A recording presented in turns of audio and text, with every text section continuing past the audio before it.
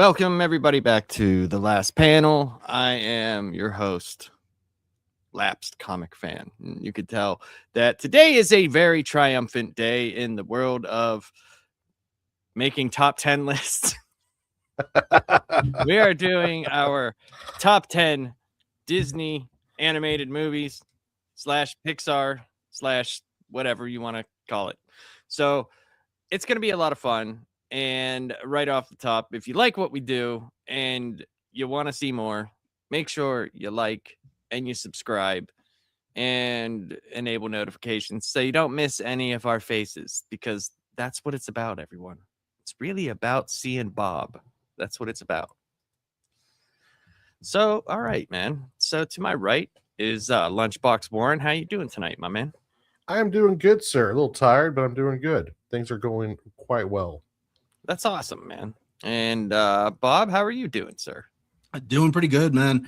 Just finishing up some vacation time, so going back to work tomorrow. Not really looking forward to it, but got to get back into the swing of things. So, but otherwise, I'm doing good. No, man, I took vacation days too. I took 5. So I haven't been to work in it'll be like 10 full days. I don't want to work Monday. I don't want to do anything. I want to go back to sitting on my ass playing video games. There you go. Kind of what I want to do. And as always, the esteemed Reverend himself, Grey Poupée. How are you, sir?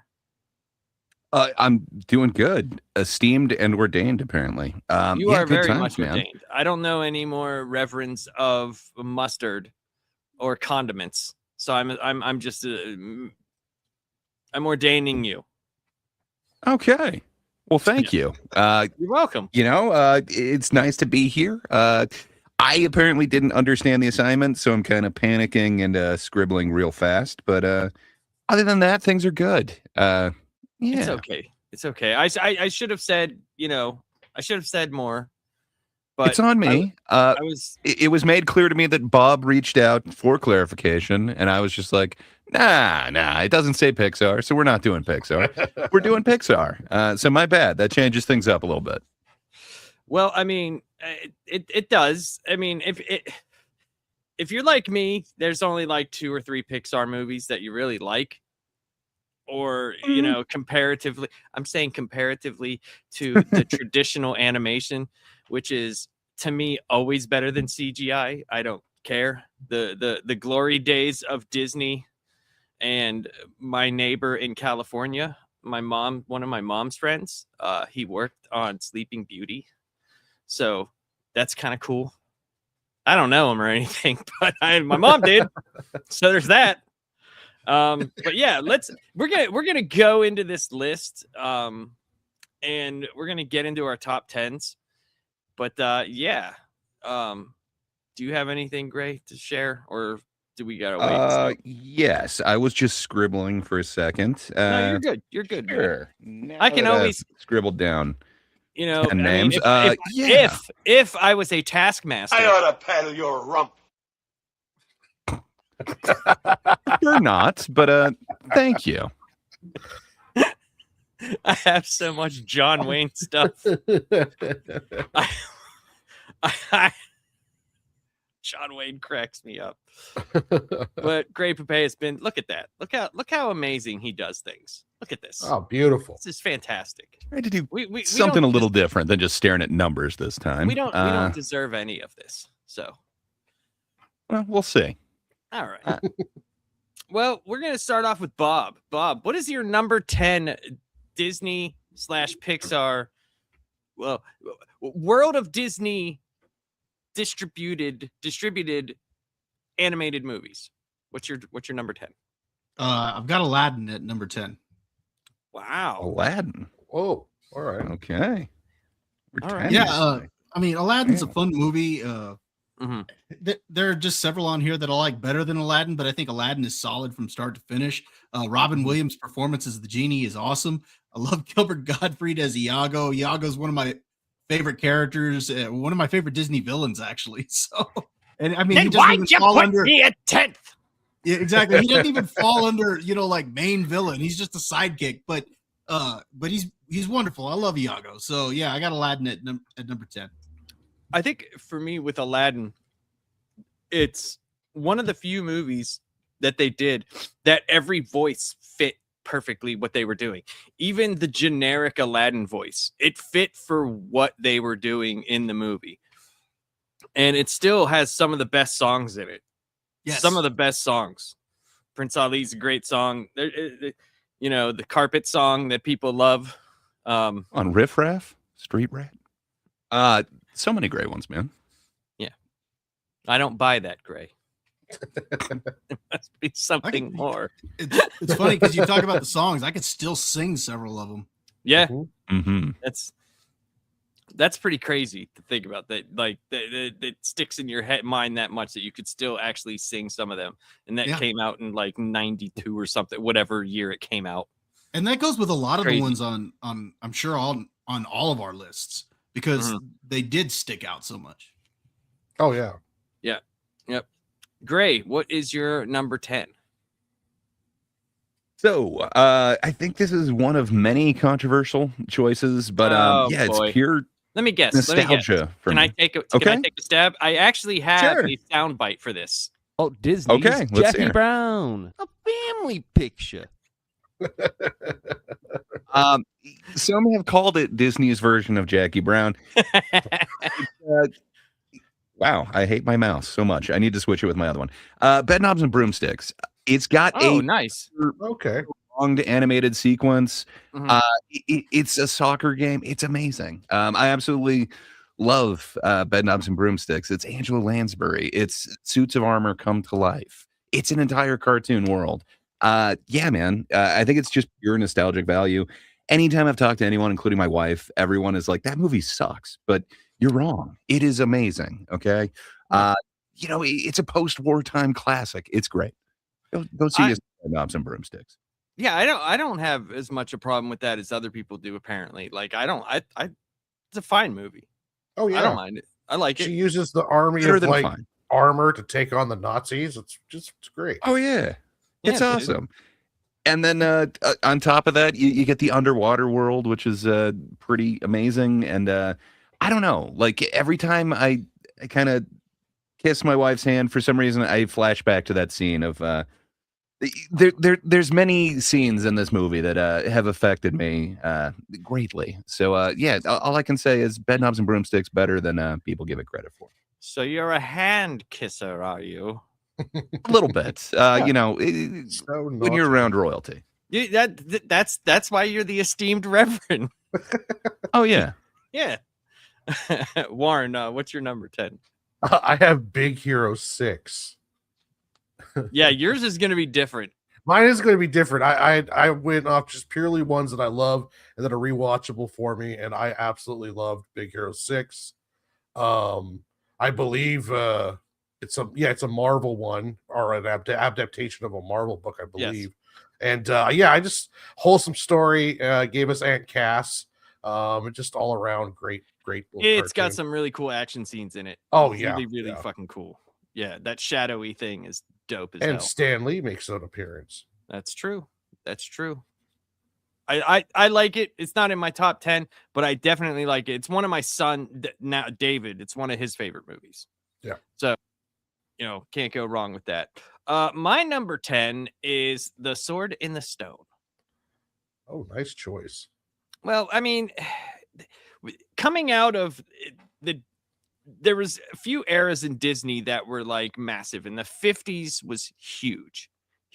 Like it's the most traditional animation that you could see outside of probably Snow White, which was way earlier, but they were finding their groove. And then they went to the 60s and it got a little weird. You know, it got a little weird. And this movie seems like it's very pieced together.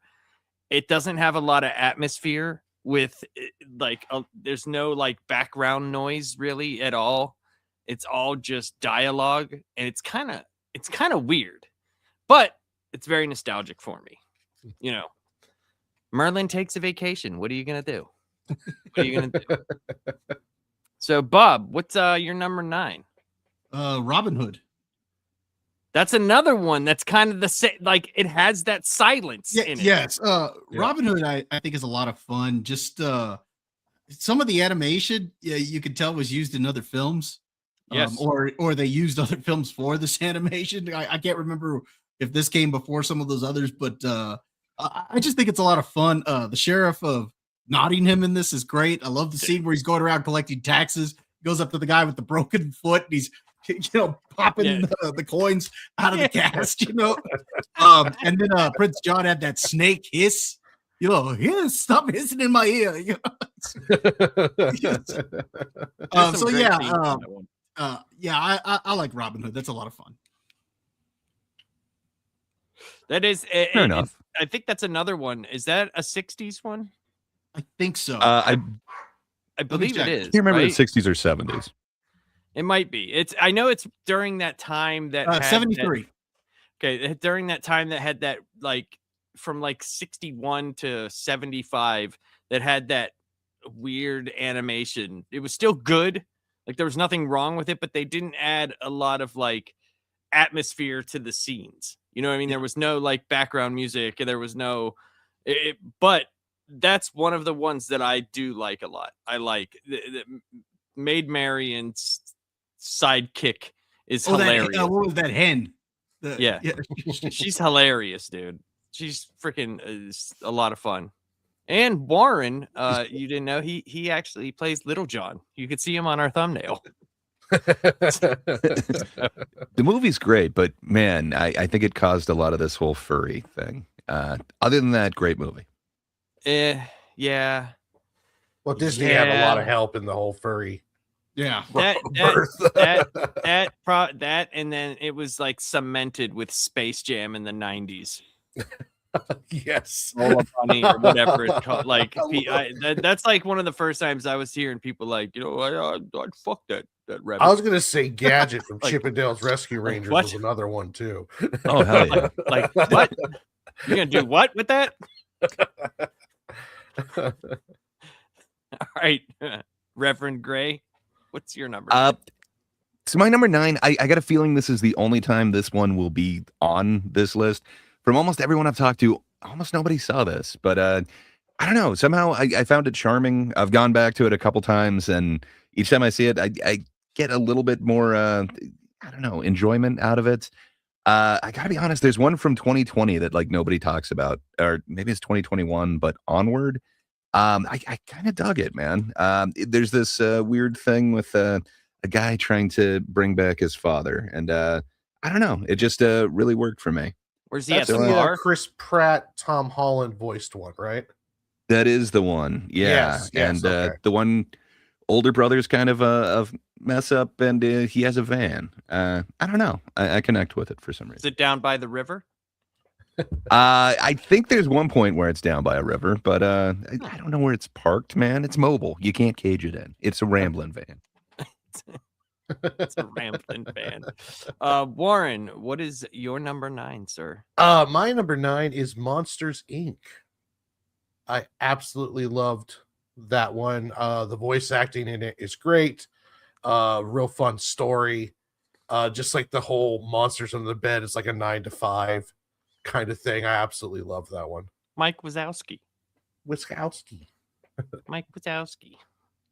Yeah, it definitely is interesting to see that put to the whole it's a job and the scare meter and how that whole universe works.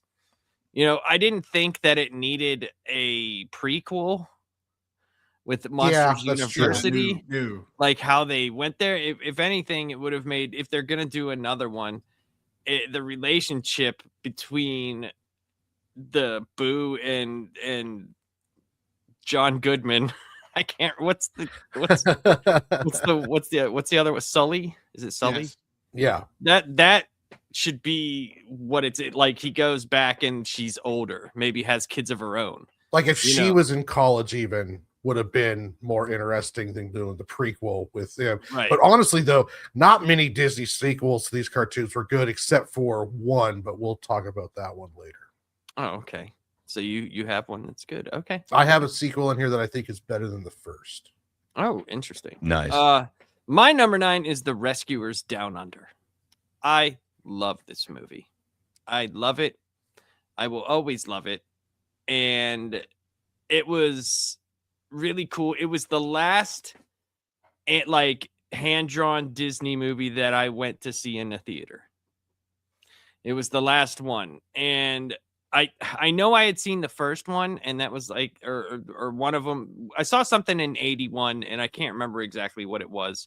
I know it's not the first one of this, but I loved the characters. It had some of the most gorgeous animation. Oh, it is a beautiful movie. Yeah, Oh, and so good. it's got a great villain too. Yeah. That's the Nick other Leach thing. is awesome. He's actually one of my favorite Disney villains. And then that's sidekick of his, Joanna. Yeah, dude. To eat those eggs. That's hilarious. Yeah, like there's so much good about it, and I understand why it's not, high up on the thing, the whole Zsa Zsa Gabor type, character with both of them, and it's like I get it, but I love that movie. I do, and I actually watched. Me and my mother watched, I think like 30 or 40 of we were going in a row, but we were skipping the ones that we just like Song of the South and the Three Caballeros, like shit like that. We were skipping those. We were just watching like the mainline animated movies. And when we did the first Rescuers, it was okay. But then when we got to this, I just forgot how much I loved that movie. So that was real. That was fun to watch again. Interesting. Also, Disney also skips over Song of the South and doesn't want to remember that one either. Well, I mean, there's a lot of things in the South that Disney just doesn't want to have come back at them, and I can understand. No live action reboots of that one. No. And you know what else? Like John Candy, was he in the first Rescuers or the second one? No, he was in the second one. Right down under, right? He was the bird.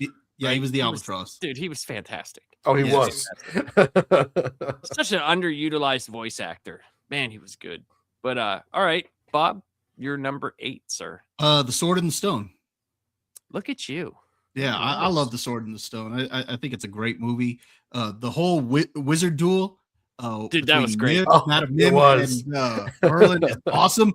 Merlin, no disappearing. and then I love it because when she turns into the dragon, he says, "Mim, you said no dragons. Did I say no purple dragons?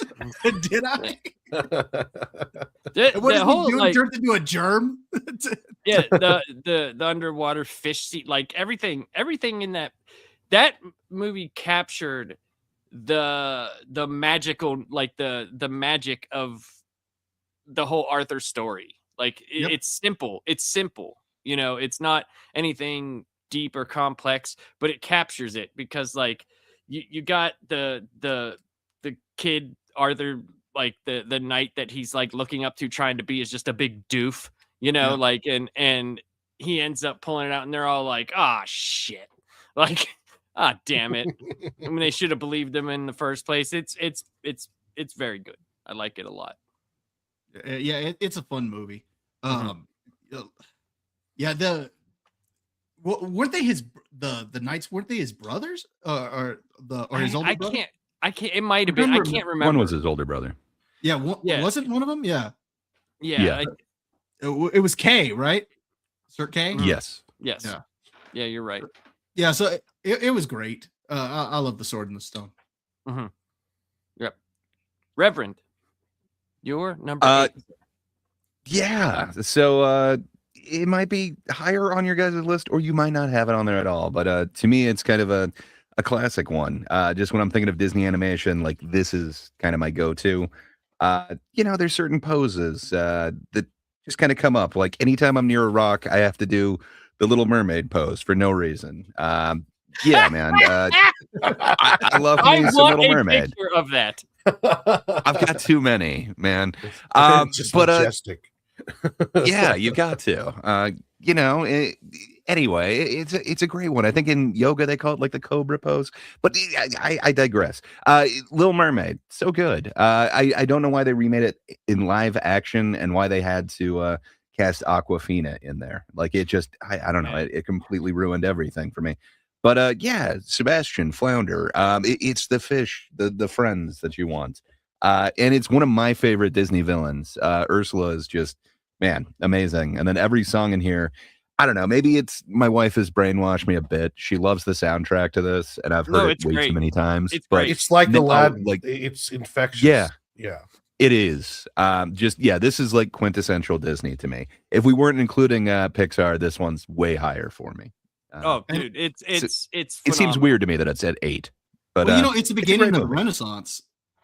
Yeah. Disney, Yeah. So that's what I was gonna say. The next period started with 89, and it started with The Little Mermaid.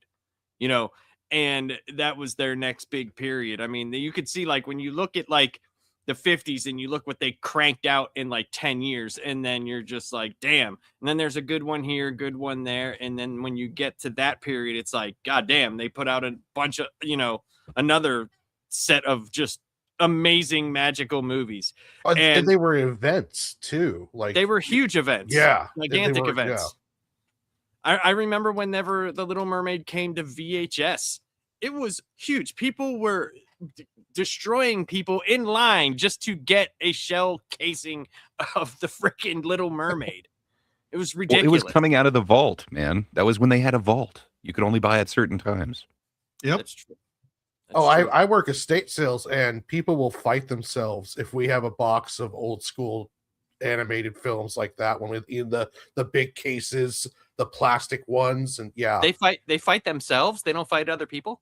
Well, no, they fight other people. Well, they're just like, stupid bastard. Boo, give if there's it to a me. mirror there, they might get confused and angry. But like when they put the mirror in the jungle. Yes. Yeah, it's surprisingly it did not make my list, but I love that movie, and yeah. I gave a lot of the live action movies a chance. Like, I've watched them, but that was one to me that it was just like it I didn't care about the casting. Like, that doesn't bother me. It's a fucking mermaid.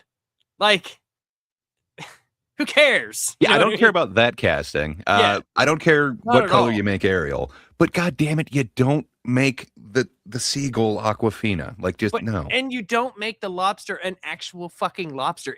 Those are the most ugly fucking things, or crab or whatever. It was just not fun to look at. And it was dark, and it was like weird, and I'm like, it's not supposed to be dark. It's supposed to be fun. The biggest issue I had with that movie was what they did with Prince Eric, the changes they made with him. They practically took away some of the stuff that made him special, because like at the end of the original Little Mermaid, he earns Triton's respect because he kills Ursula, and he saves his daughter and all of that. They took that away from him. And that was the whole point, is that he showed King Triton that humans could be trusted. And again, they took that aspect, or they took that away from him. You see, they can't do that because men are not allowed to do anything. That's just the way that it is. So, Warren, what is your number 8, sir? My number 8 is Aladdin. I'm surprised for all the reasons that Oliver and Company. All the reasons that you guys said earlier. It was just Disney just hitting on all the paces, the voice acting, the songs. I mean, like The Little Mermaid, like Beauty and the Beast. It was just mind virus type kind of songs that just you can remember to this day. And and also I think I didn't like the sequel, but when Robin Williams came back for the third one was actually not bad compared to other sequels and stuff that's happened. Right. No, I know what you mean. There's been a few direct to DVD or direct to video ones that haven't been good, but then there's other ones that have been. Yeah, there's a few that have been. But me, what is my number 8? My number 8 is The Incredibles. Nice. One of the movies I did not see in a theater. I actually was sitting at home one day and I downloaded it and I watched it and I was like, wow, this is amazing. Like, this is great. And I'm surprised I didn't go see it in a theater, being superhero based, but I was just disillusioned at that time with kind of like what Disney was doing. I know Pixar was huge and it was on the rise and all those things, but I was just I missed the hand-drawn movies, and I was like, I don't know, I was just disillusioned with. But that movie I thought was great, man. Like Frozone is awesome. The whole Mr. Incredible going to work and he's just this massive meat of a man. Syndrome too. Syndrome is great. Got Incredible. Oh, sorry. Incredible. Incredible. But yeah, great movie, man. Great movie. Beautiful movie. It is. I just Frozone and his wife. You found my super suit. I mean, all Bob, the wives are great in that one. That's true. Yeah, that's true. And you know what? It showed that you could still do a family style movie and it not be intrusive, and not everything has to be, we have to hit every benchmark of everything. Mm-hmm. Just make a movie. Just make it. Whether it's a black family, whether it's a white, just make the movie. Just make it good. Just make the movie about the movie, and it's gonna be fine. And I would have, like I said, I would have watched it regardless of what color everybody was. It was because it was a good movie. Didn't worry about those things. And I think that, doesn't help movies nowadays. It kind of checks them out. But Bob, what's your number 7? For me, The Rescuers Down Under. Look at you. Yeah, I love this movie. Kind of what I was talking about earlier. You mentioned the villain, and I talked about the sidekick. I think the scene where he's trying to think of how to get the boy to give up the eagle, and Joanna sitting there eating the eggs, and you just see the lunchbox opening every time. I think that's absolutely hilarious. Great villain death. Well, yes. Yeah. Yeah, he's sitting there fighting off all the crocodiles, only to turn around and go down the waterfall. I think it's a great movie. I think this is actually, I think, the first sequel that Disney put out, isn't it?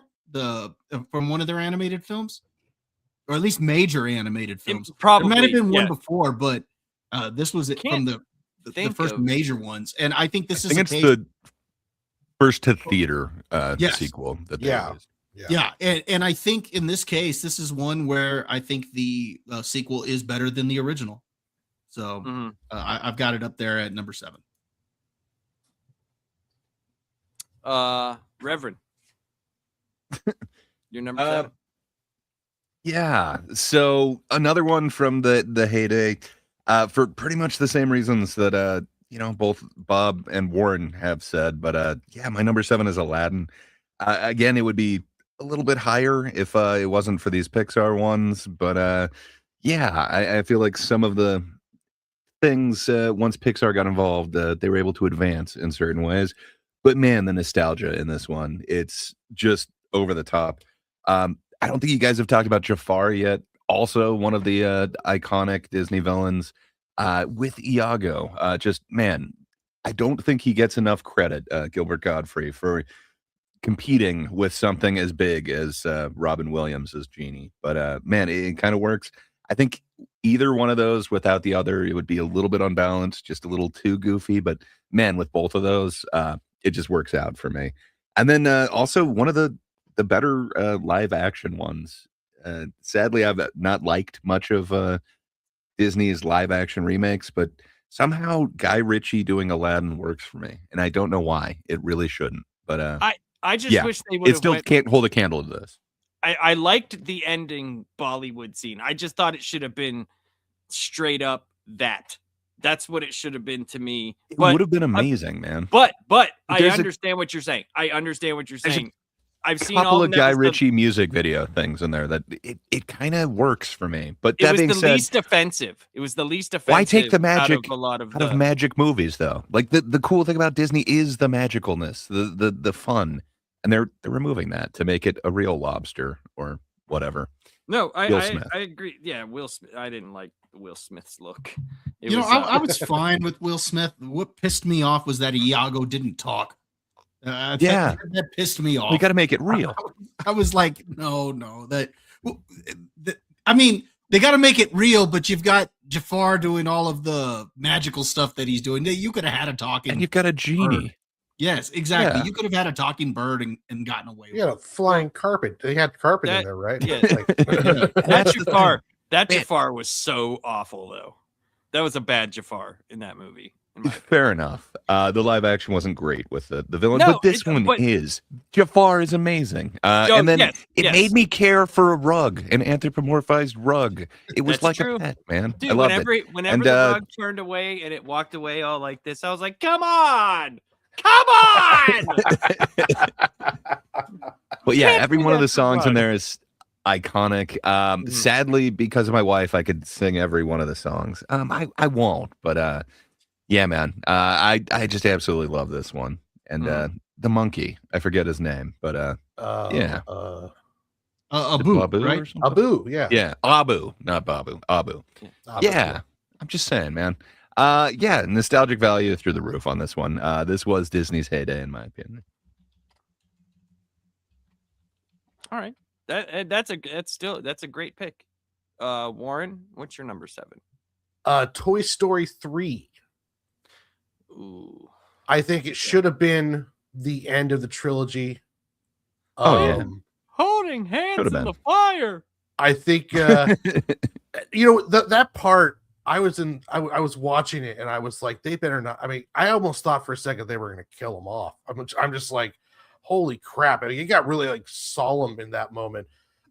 It's my favorite of the Toy Stories. I think it should have been the last Toy Story. It did a really beautiful job with Andy, kind of transitioning and Woody's transition and get, to the other kid. And I just really, really liked that one. It was kind of like the animation was top notch. The beginning scene with like the train heist kind of deal with his imagination, that was really, really fun.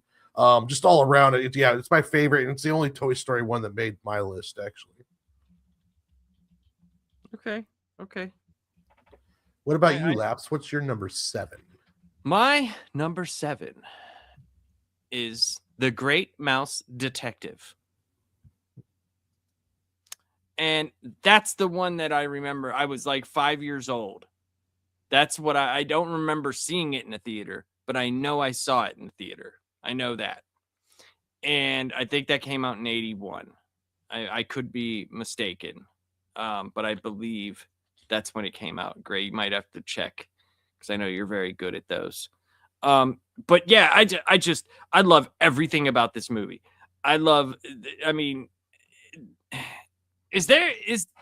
Whenever you have like we've talked about the right voice acting, and I believe Vincent Price is the bad guy, right? I might have to look it up. Sorry, I thought I was unmuted. Yes, he is, and it was 86.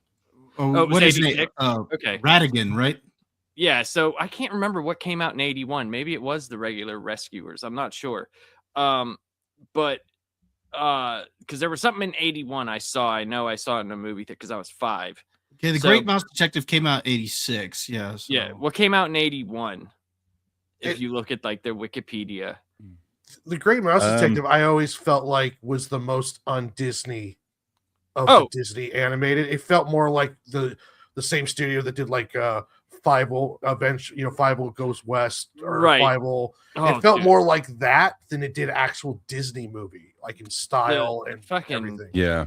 Fievel kind of felt like a Bluth one. is the American Tale. That is one heart-wrenching movie. Oh, that is such a beautiful film. Oh, yeah, so good. It's fantastic. But yeah, Great Mouse Detectives, one of my favorites, and I love everything about it. I think it's awesome. I always liked whenever they have like an animal world reflect the real world, and it's like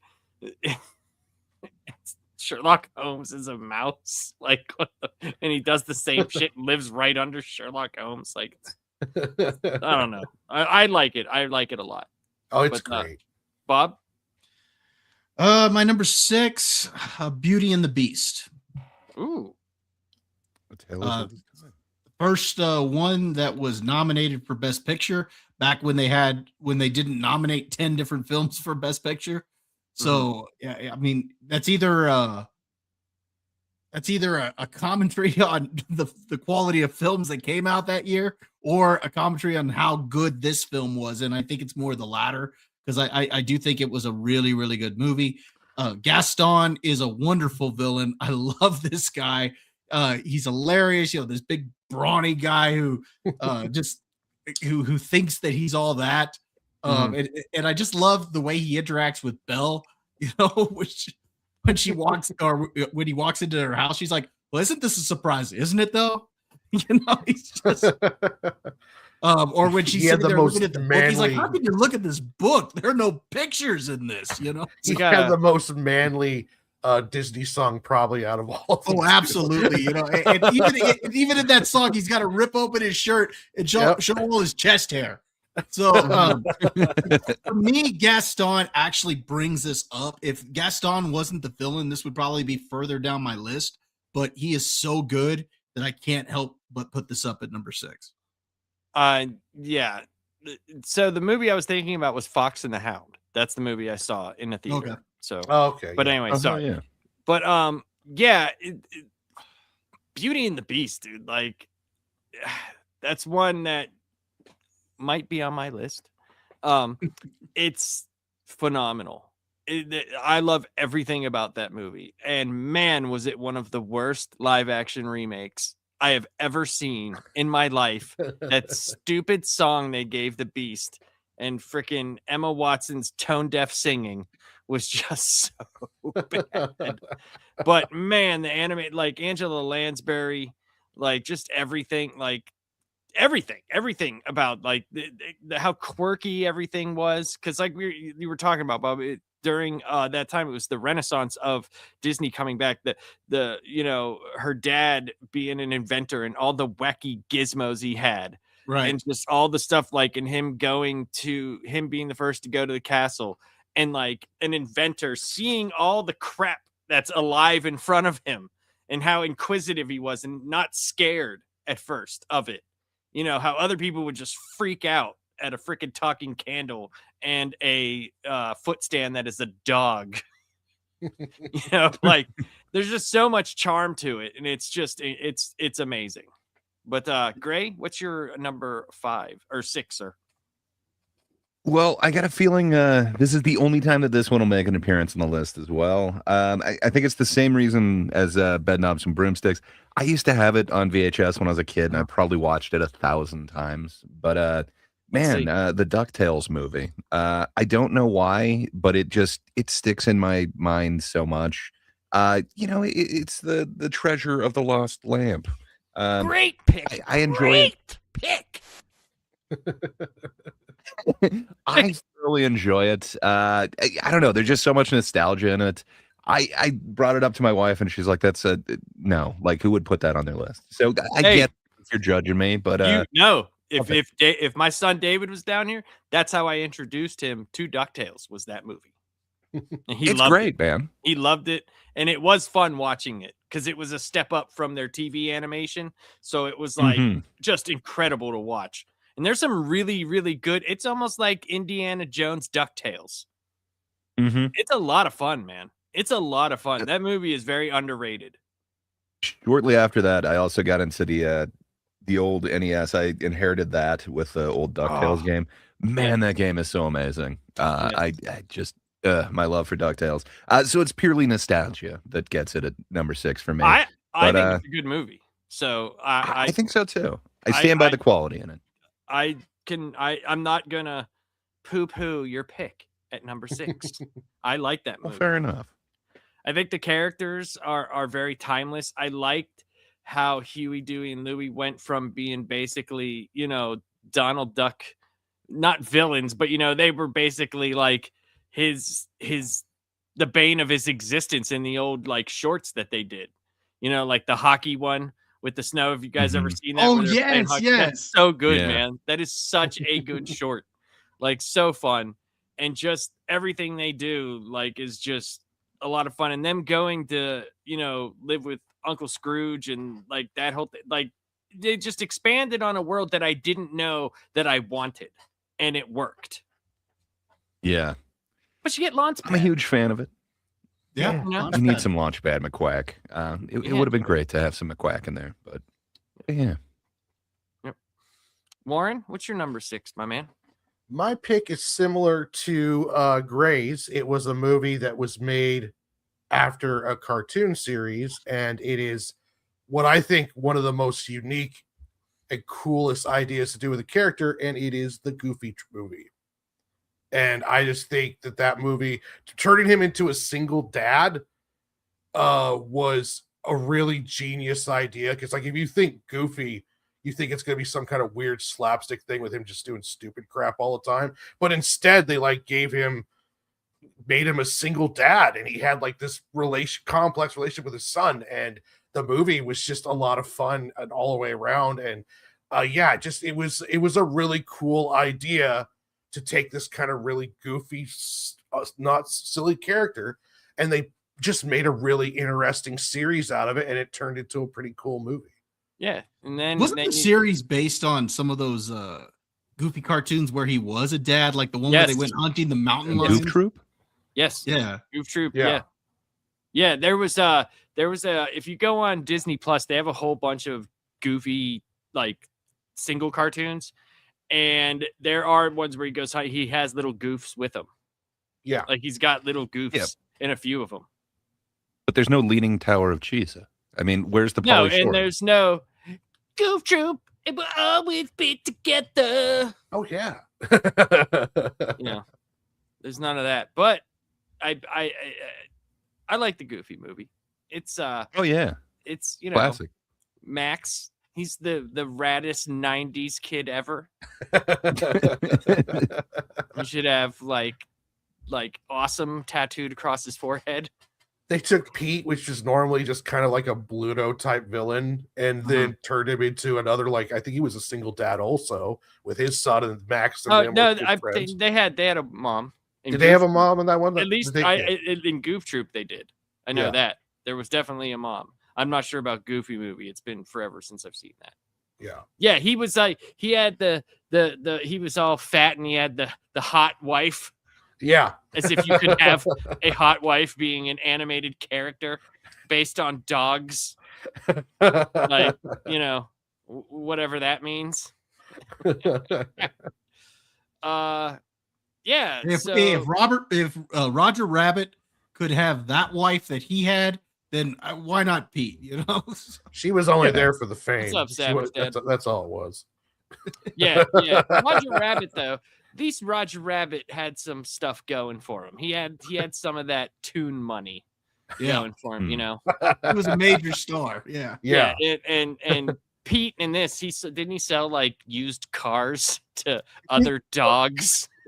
That makes him even more my hero. He's brokered the line of dog human transportation. I will take the bone with wheels, please. My number 6 is Toy Story 2. I like Toy Story 2.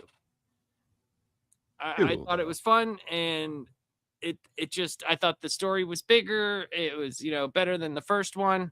I know I'm going to get a lot of heat for this. I have not seen Toy Story 3 all the way through. I've never watched it. Just crying too hard. You couldn't no. see what was going on. I guess. Just a sobbing mess. Like, I've been there.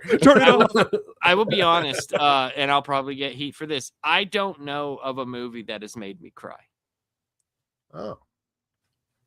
I don't know. I'm not good with like emotions in movies and stuff like that. I'm just not. I enjoy, there's like even like heart-wrenching movies, or like like when we talked about Spielberg movies, even like Schindler's List is something that it affects me. I don't want to watch it again, but I don't, for some reason, I don't cry at movies. I don't know why.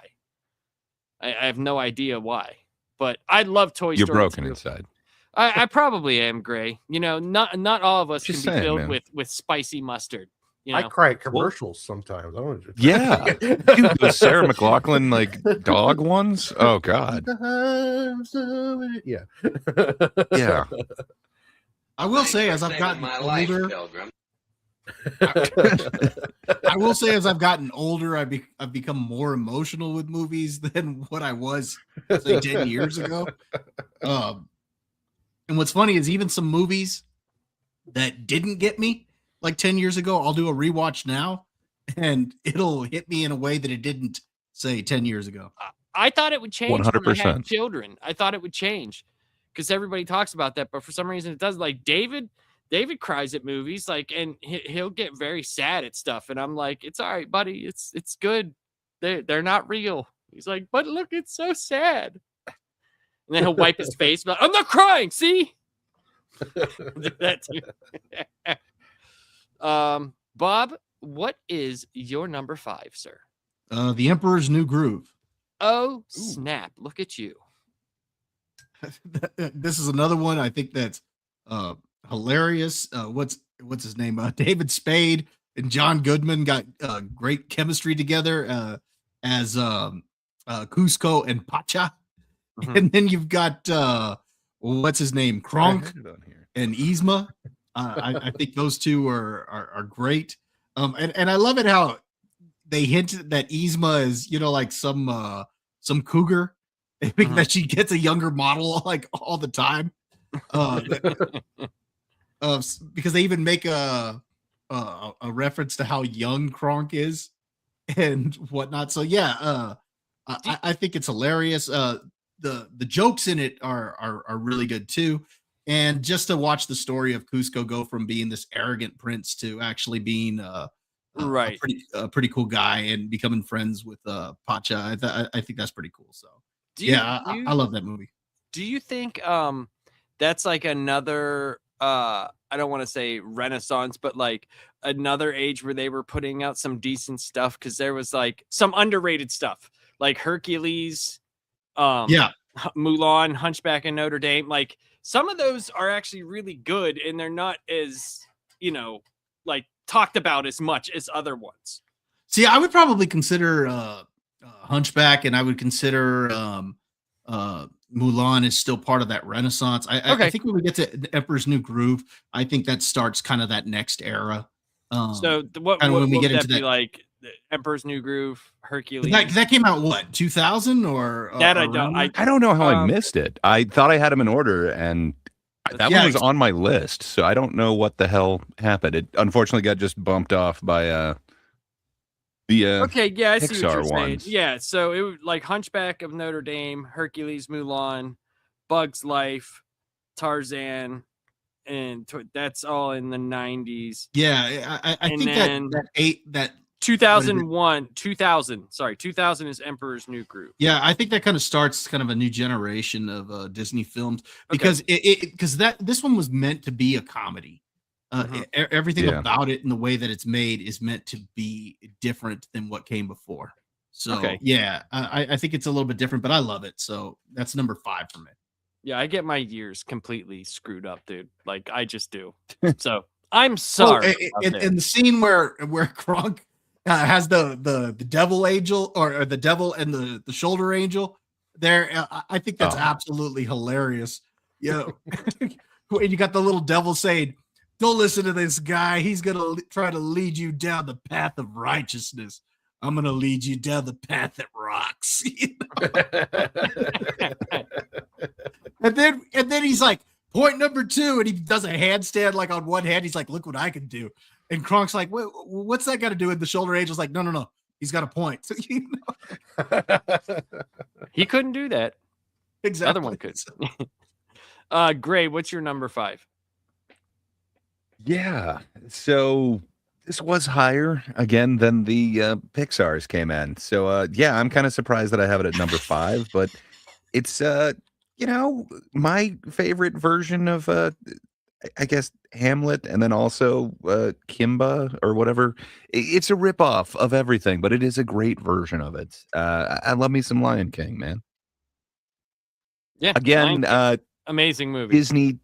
doing its weird furry thing. I knew way too many people who were way too into Nala for some reason. But Oh, you fair mean enough. that one whenever they're like in the grass and then she has that look on her face like, Yeah, I know the look that you're talking about. Lion chickens I'm gonna be getting right here. Come on.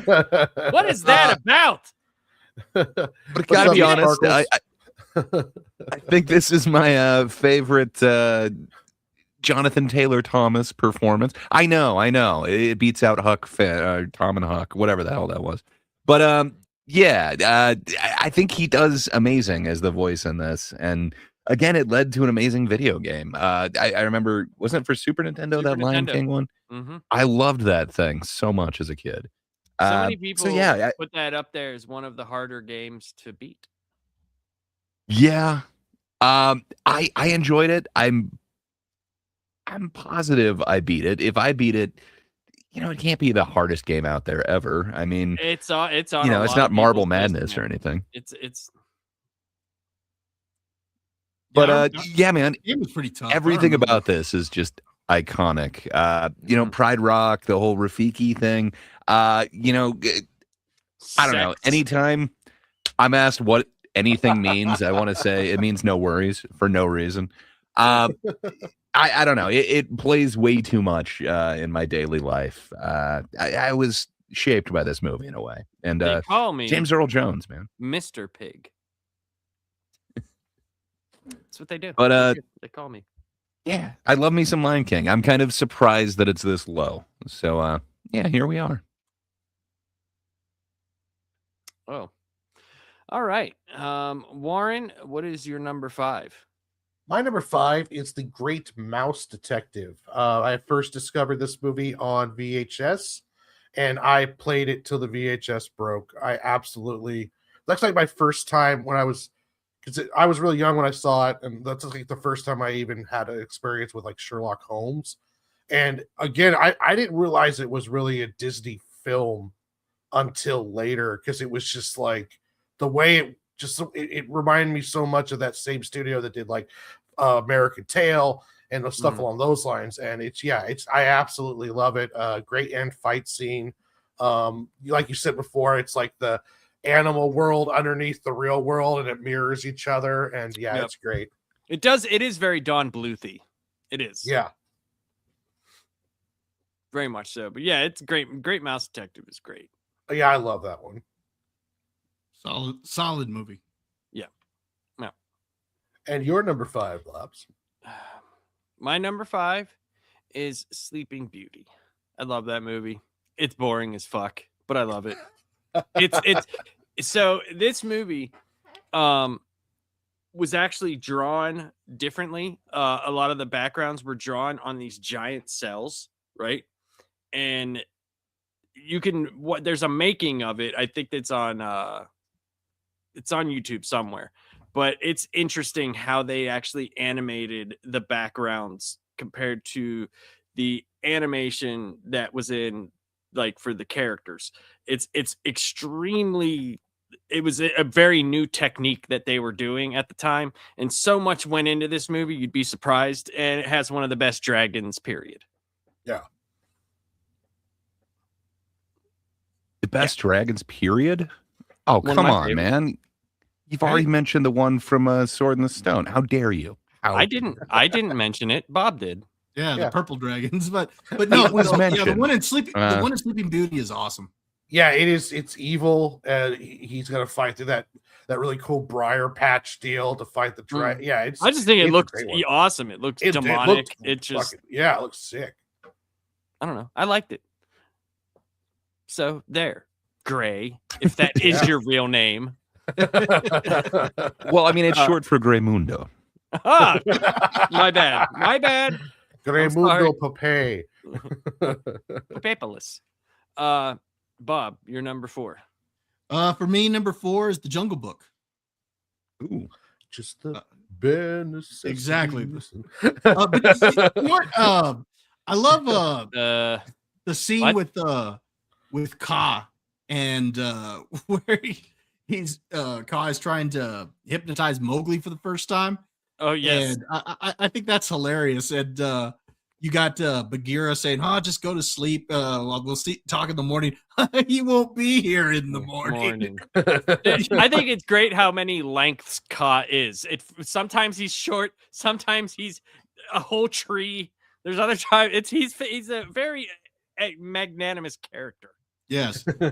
That's another one where I think the music is iconic as well, with the bare necessities and the scene where they're singing at King Louis's kingdom there.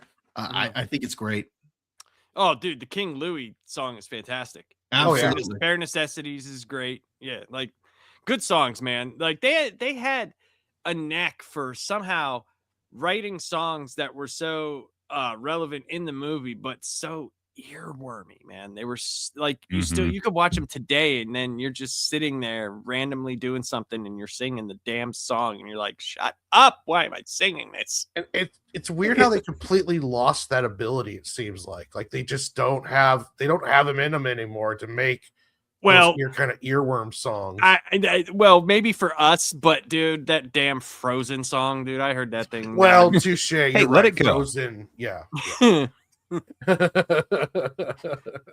There is some and there's not, but I don't think they can produce them as much as they used to. Yeah. There's not like 4 and 5 songs coming out of one movie, you know? Yeah, exactly. Because I remember the one Moana song. I've never seen Frozen, but I know the stupid song. Yeah, that's true. So, yeah. There's a couple of them. They get a little earwormy. I never wanted to know the hook to that one, but for some reason, the cold never bothered me anyway. Yeah, it's earwormy. They still got that, but I couldn't tell you like a single song from like Tangled or anyone in that era. They got it back. Gray, you're number 4, sir. Yeah, so I actually have to go to Tarantino on this one. So okay. Tarantino recently did a list of his perfect movies. I believe he did 20 perfect movies for the 21st century, and at number 2, we have to play this first because it's okay. Walt Disney's Jackie Brown, a family picture. It might be a family picture, but it's a great family picture. Toy Story 3, man, he puts it at number 2, and I could not agree with. I believe it was Warren. Yeah, Warren who had it on his list as well. I don't know how you couldn't get through this, Lapsed. How dare you? I didn't say I couldn't get through it. I said I haven't seen it. Trilogies. And unfortunately, both of them then decided to make a 4th and 5th movie, and they're both wrong for it. But one of them was Toy Story. This is the perfect end to that trilogy, and this would have given them a perfect trilogy. And then they went and made 4, and this year we're getting 5. Indiana Jones did the same thing.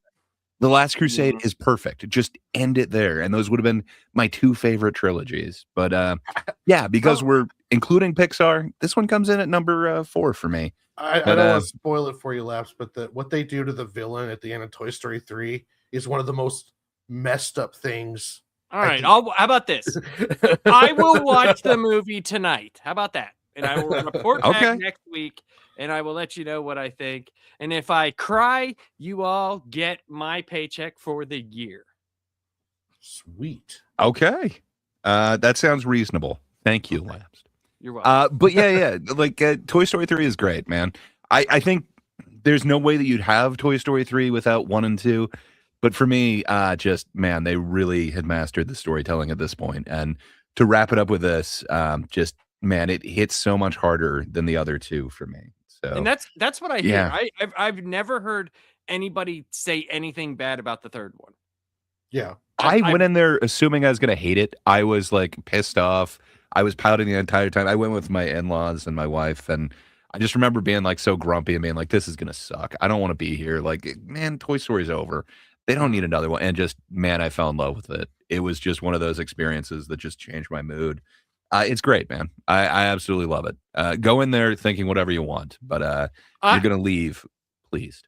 I'm going to go in there thinking that I'll probably like it. because I like the second. I like the first and second one. I've never seen 4. I don't plan on seeing it. But I will watch. What Toy about Story. 5? We've got to rank all 5 of them later this year or something. I don't know if that's something that I will do, but you never know. You never know. When does that one come out? Is it May or June? June, I believe. The plot I think it's sounds this summer. interesting. Like, because both my nephews are obsessed with their tablets, and it does sound like an interesting plot for the movie. But at the same time, though, 3 was, I don't think you could top 3, so I don't even know why you keep trying. I know Tom Hanks apparently needs work, but come on now. Yeah, he doesn't have enough money. Warren, you're number 4. My number 4 is Wall-E. Well, yeah, why don't we just do this together? Because that is my number 4. What a great movie. I absolutely love Wall-E. Pixar, damn near at their best. There are scenes and other ones, like, I really like the emotional beginning of Up really gets me every single time, but I just love everything about Wall-E. Just the adventure of it. Wall-E as a character is just amazing, and his relationship with Eve, and it's just all around such a good movie. Yeah, when you finally see people, you're kind of like, whoa, because it leads you to believe like nothing, there's nothing. And he's been making cubes, making skyscrapers out of cubes, like, and then you see it and you're like, oh, it's a commentary. Oh, gotcha. And then you see it, you're just like, oh, that's so gonna happen. Yes, I almost, it's like that Mike Judge movie. It's kind of like predicting the future in some level, I think. Well, Wall-E was using its jump to conclusions mat. Yes. So, and he came to the right conclusion. But yeah, Wall-E's great, man. I loved that movie. I saw that in the theater with my son Steven, and man, we loved that movie. It was also one of the first movies that I took him to where he was like sitting and watching the whole thing, like where you kind of, even with Wall-E, like even it being animated at the beginning and how long it's kind of rough for a kid to sit through, the younger kid, because it's like nothing in the grand scheme of things, nothing is really happening unless you're a very inquisitive child. You're kind of like, okay, when does anything happen here? And then seeing Eva or whatever come, it's like, I don't know. I loved it. I had a great time. Bob, you're number 3, sir. The Fantastic Four, better known as The Incredibles. What the Fantastic Four should have been. Exactly. We've already talked about this one, but this one's awesome. The whole family aspect of it is great. I love the fact that the marriage is also front and center through a lot of it. I love how you see the kids, the older sisters saying, mom and dad's marriage might be in trouble, and the kid's like, so the bad guys are trying to break up mom and dad's marriage. Yeah. So yeah, it's great. The scene where they all get to use their powers together, and you're seeing Dash running all over the jungle and whatnot. Or all around the island. I thought that was hilarious. A great piece of animation. Overall, It's just a fun movie. Or when they finally let him compete in the sports, and they're like, no, hold it back, make it close, Yeah, you're right though. It's the best Fantastic Four movie that we have. I love the also at the beginning where he saves that one guy who jumped off the building, and he's like, I saved your life. No, you didn't. You ruined my death. Yes. Yeah. You ruined my death. So yeah. That's great. The Incredibles, awesome movie. Good movie. Reverend, your number 3. Yeah. So my number 3 was The Lion King, but that was when I didn't understand that we could include Pixar movies. And third time's a clarence. Yeah. Third time's the clearance indeed, and that's why they hit it out of the park with Toy Story 3. But there's just one Pixar one that makes it a little bit. They hit it a little bit further. This one was a grand slam for me, and it is the aforementioned Wall-E. Just man, there's so much social commentary in there, but they're doing so much else. Like it is this dystopian, horrible, futuristic, but man, is it a lighthearted tone and a hopeful tone in a weird way, and it kind of works, but it's not what you would expect, especially in the era of all these kind of teen dystopian whatever films. Like it wasn't bleak. It was so optimistic. So curious. That's I believe his romance with Eve. It totally works out with me, and I could see how lonely he was. And man, there is one creature on this earth that I cannot stand, that I have zero compassion for, and that is roaches. But somehow in this movie, they got me to care. Man, when Wall-E accidentally runs over his buddy, my heart was broken in that moment. And yeah, what can I say? I just absolutely love this movie. You guys mentioned everything about it already, but yeah, I think a good portion of this and Idiocracy, as Warren was saying, I think it will completely be the future, unfortunately. I think they were just trying to tell a good story, and man, did they accomplish that. But goddamn, I think it's much more prescient than they were intending. And yeah, those chairs look comfy, though. I'm kind of looking forward to that. Yeah, I don't know, man. I'm interested. Professor X technology. Yeah. You know? Yeah, I mean, it's kind of fun. Yeah, so I don't know. To me, though, this is one of the. There's a lot of kind of preachy movies that talk about possible impacts that we're having on the world, on overall sustainability of anything. And man, this really doesn't hit me in the preachy way at all. However, they really kind of bring up a great message. And then there's some hope in it where, they're not fighting literally like the pollution monster or like the smog monster or whatever.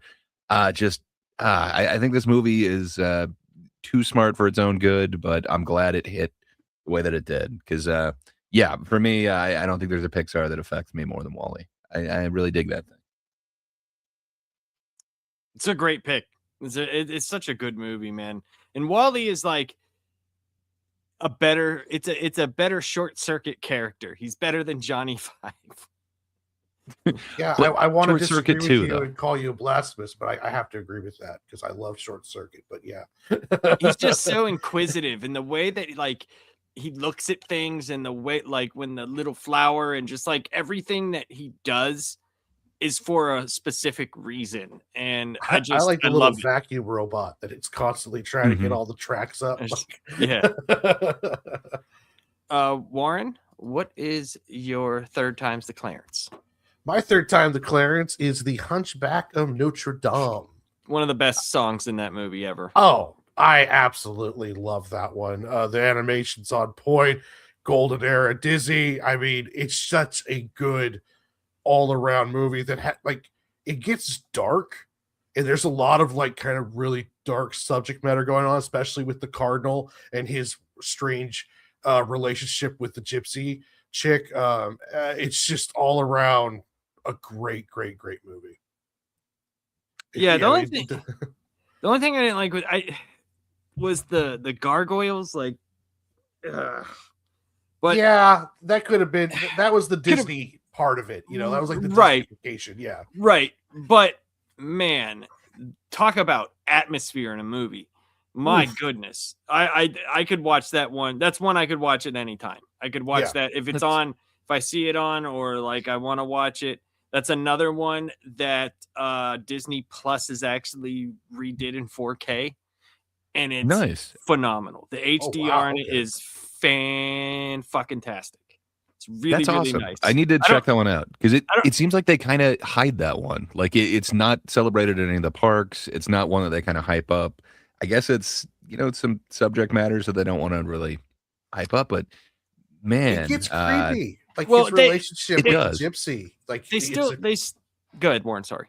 I was just saying, like, it's like he's just entire thing was like either you're going to love me or like I'm lusting over you so badly, and if you don't love me back, I'm gonna kill you and burn you like in a steak. It was dark. You know, you almost needed the gargoyles. And the Hellfire song. That's one thing that everybody will tell you. Like, even if they don't like the movie, that song is the quintessential bad guy song. Like, oh man, I love that song. The orchestration, just everything in it is fucking great, man. It is. But it's like it's one of those ones that had, like, when it came out, it was big because they were pumping it into everything. It, like, had kids meals and all that stuff. And then it just went away. It just went away. There was no, like, staying power. Even when it came out on DVD and cassette and stuff like that, it wasn't, like, pushed like the other movies was, you know? So, yeah. And Tony J. No princess. That was pretty sweet deal. My third time's the Clarence is The Lion King, the animated one, obviously. Well, the cartoon. No Favreau. No Jon Favreau. No, but this was one. This is when I was kind of disillusioned. Like I said, I wasn't seeing him in the theater, and we'll get to my number two and whenever I started watching them again. And this is a movie I could watch again at any time. My son David loves this movie. All my children actually like this movie, but watching him sing the songs, it brings joy to me. And it's just a great movie all around. And like you said, it's JTT's best, man. If you had a top one of Jonathan Taylor Thomas, this would be it. This would be it. Bob, what's your number two? The Lion King. Look at that. Also in your top 5 JTT films, or no? Oh, His absolutely. top one. But the Lion King, we've already talked about how fantastic of a film it was. The animation's great. The voice casting throughout the film, I think, is great. Whoopi Goldberg, Nathan Lane, Matthew Broderick, just all across the board, I think is great. Shoot, who was it that played Pumbaa? Can't remember the actor's name. Seth Rogen? Nathan Lane, isn't it? No, it's not Seth Rogen. I'm joking. What's that? What's great? Isn't it Nathan Lane? No, Nathan Lane does Timon. Oh, you're right. God damn! Now I'm blanking. I'm breaking. I can picture the actor. He was in. Do you remember all those Saved by the Bell episodes when they were all working at the beach? And he owned like the beach club or whatever. Was the manager of the beach club? Mr. Carosi.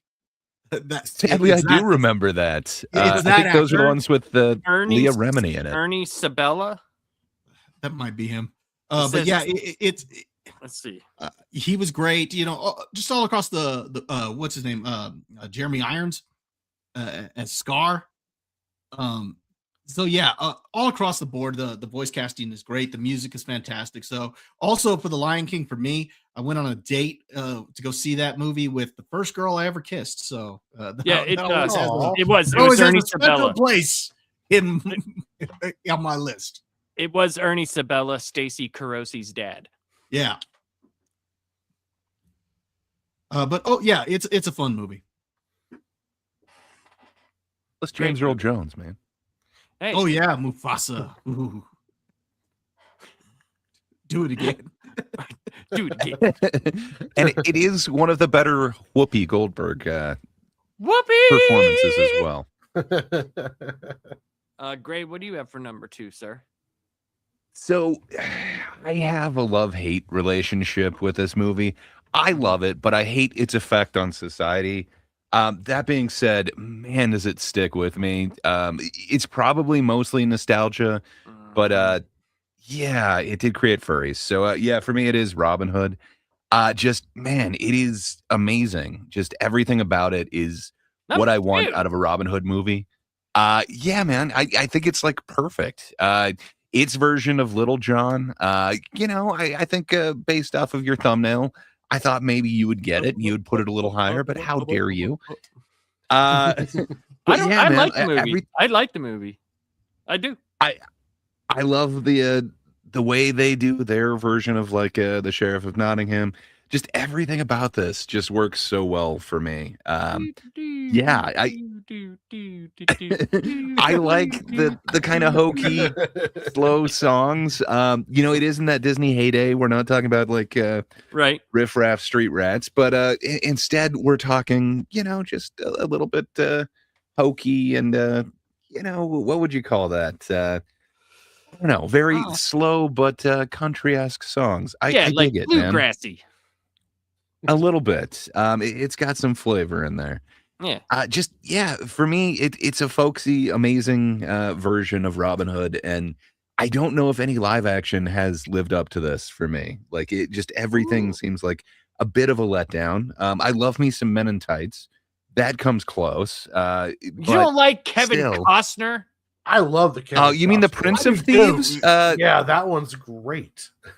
Alan Rickman okay. by himself makes that a great movie. You don't want to see Kevin Costner's ass in a waterfall? Ow! I have seen it. I appreciate it, but for me, I kind of need the fox, man. I need to see him split an arrow. I don't see Costner splitting it. What can I say? Man. Yeah, I mean, I love me some Morgan Freeman, but give me a chew over Morgan Freeman. This ain't exactly the Mississippi. Look, I'm on one side, and I'm on the other side. when Blinken is fighting the post, I love it when he's got the Braille Playboy. He's like, you got him on guard duty, and he falls, and he's like, I can see, and then something like hits him. He's like, oh, never mind. Nope, never mind. Yeah. And Richard Lewis, man, just him as everything in that one is just great. But I think they all kind of pale in comparison to this. Maybe it's because this is the first one that I saw. I had it on VHS, and like Warren was talking about with the Great Mouse Detective, we totally wore out this tape. It just seems like it was always playing in my childhood. Man, I love it. That's awesome. And sadly, I kind of hate it because of what it's done to society and this whole furry obsession. Well, they all look like characters from this. How dare they? You know what, though? I think it's more like just, the tail, maybe, because they, but I don't know if they know, a lot of the younger people know Robin Hood. So at least you could take solace in that. Yeah. At least you could take, you can have your own fantasies with it, Gray. Where's that tail connect? It's to the butthole. That's where it connects. Warren. Well, Warren, sir, on that note, what's your number 2? My number 2 is that comes from the butthole. My number 2 is what, in my opinion, the best Disney sequel that eclipses the original more than, like, I don't even want to watch the original, and that's The Rescuers Down Under. Another film that my mom loved Disney movies, so that they would just show up, like she would just buy them, and that's where I discovered that one was on VHS, and I absolutely loved The Rescuer Down Under. The animation was gorgeous. Another one of those those tropes where it's like 3/4 of the animals talk except for the eagle and like the crocodiles. Like everyone else is like talking, as personality, but the eagle, he doesn't say shit. But yeah, just really well animated, good action, just a beautiful, beautiful movie. You're right, man. I love that movie. Yeah. I still remember being in the theater seeing that movie. I still remember it. It was the way they animated that eagle was just beautiful. The trailer scene, dude, off the waterfall and the freaking unbelievable. The backgrounds, like they were so highly detailed. And John Candy, come on. Yeah. Can't go wrong with that. You can't. My number 2 is Aladdin. And so this was the first, like, I did not go see this in the theater. Or as Warren would say, the theater. I did not go see this there. And it was one that I heard so many good things about. And when I bought it on VHS, I bought it at Walmart. And when I watched it, I was like, damn, I wish I would have seen this in the theater. I wish I would have went to see this. This to me was Disney actually making good movies. And I know that there were a couple before this that were good, but to me, this was like the peak for me of their animation, songs, story, everything. It all fit perfectly. It was all there from the modern Disney.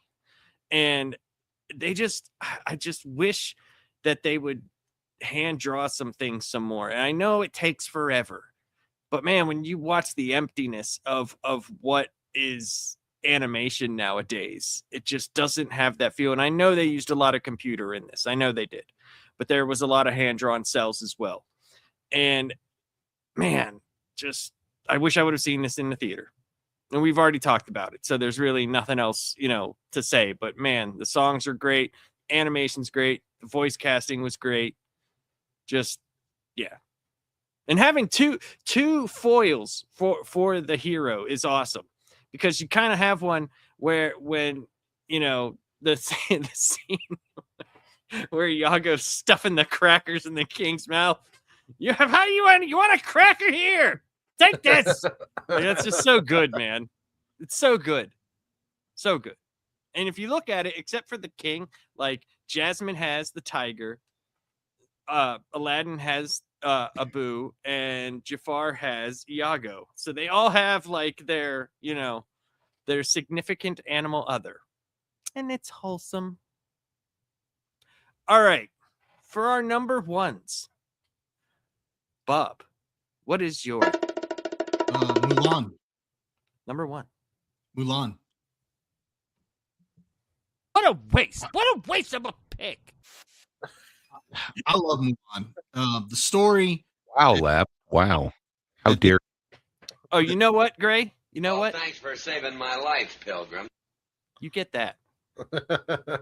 How dare you not respect it? We'll make a man out of you yet, Labs.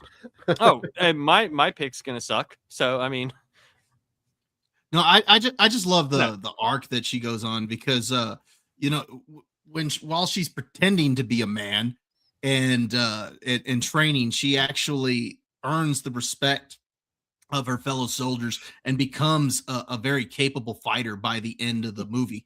eclipses most of them. Yes. She's not like the best at everything, but she's very well-rounded. She's not a Mary soldier. Sue. And Not a Mary exactly. Sue. Yeah. And she's able to use her intellect to overcome the villain at the end. I think the voice cast is also great with this, with Ming-Na Wen as what's her name, as Mulan. You've got George Takei as the first ancestor, Pat Morita as the Emperor of China, and then of course you got Eddie Murphy as Mushu. I was so mad at the live action for getting rid of Mushu, and their reasoning was they said they wanted to be more realistic, but they got some shape-shifting witch in the movie or something like that. I'm like, are you kidding me? You got rid of Mushu for this? But Mushu is great in the movie where she leaves the tent and he's sitting there crying. He's like, "Our little babe is off to destroy people." So yeah, I love it. It's a great story. Again, the way the arc that the character goes on to earn respect from everybody, including her commanding officer, her fellow soldiers. She even earns the respect of the villain because she's able to defeat him, and he recognizes her as that soldier on the mountain and stuff. So yeah, I think it's fantastic. I love Mulan. Mulan's a good movie, man. I like it a lot. And I'm going to be doing. It didn't sound like it, Laps, when you yelled out, "What a waste of a vote!" I didn't yell it. I didn't yell it. Sure, See? sure. You What a just got waste of a animated pick. and raised your voice, but it wasn't yelling. Sure. I did. You know what, Bob? I respect It's a your decision. soundbite. I think it was a good choice. Here, watch. I can throw Thanks. my voice. What a waste. What a waste of a pick. Look at that. Look how I did It's a little that. animated. It's a little animated. I was. Did you see how I did that? I used my ears this time. I can rub them together like Batman 66 can and just, do things. I'm just saying, like the topic tonight, you were animated. But I was either animated. way, I respect All your right, all right, decision there, all right, Bob. great. It was a great Great, choice. great. Thank you. What's your pick? I think there's one that people are kind of sleeping on a little bit. Perhaps it is nostalgia that is shaping it up towards the top of my list. But man, when I think of which one I have watched the most times and which one I still go back to and which one is still at the theme parks, there's one thing that just kind of, reigns above the rest of them. And that's because, it was the chosen one. It is Sword in the Stone for me. I just absolutely love the animation in this one, the story, the way they're showing Merlin, the wizard battle at the end, as you guys talked about. But man, there's so much going on, like just the overall feel in the animation, like the knights.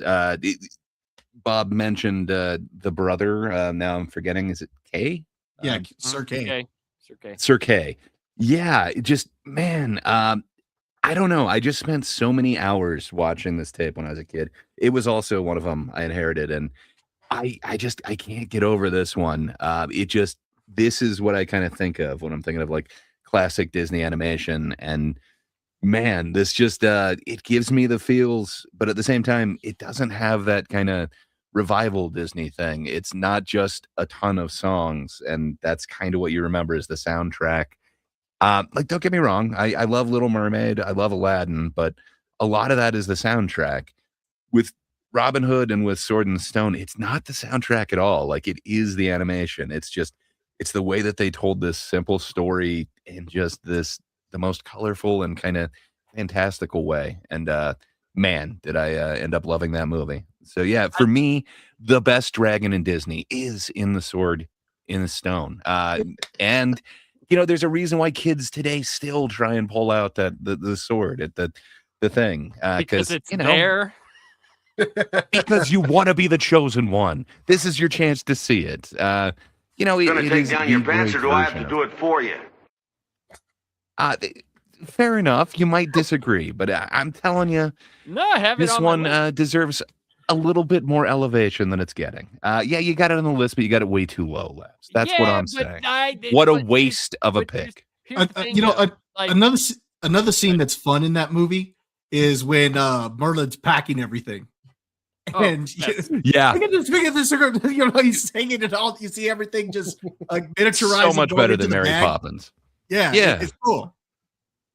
No, one of the best depictions of magic. I love everything about this. And then the whole, the apprenticeship, the becoming different. I just absolutely love this. I just Man, like the that animation is just top notch for me. Your two top movies are both pieced together animated movies, which is great.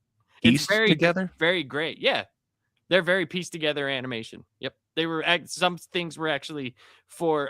They had that show that was in the 50s and 60s that was like hosted by Walt Disney, and they actually used different little shorts like Robin Hood did and Sword in the Stone.